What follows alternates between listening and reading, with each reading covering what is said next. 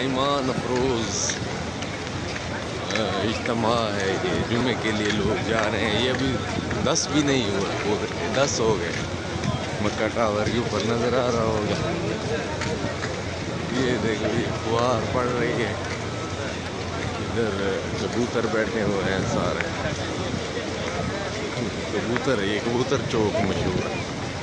ये फुहार पड़ रही है। ये इज्तिमा जा रहा है जुम्मे का। ये इधर देखें, ये सारी अवाम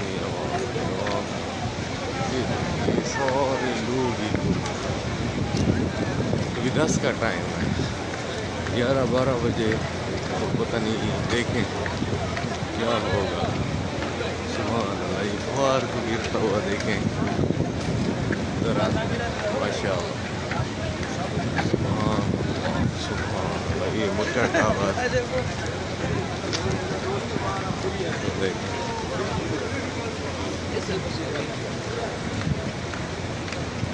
शॉप हर जगह रश।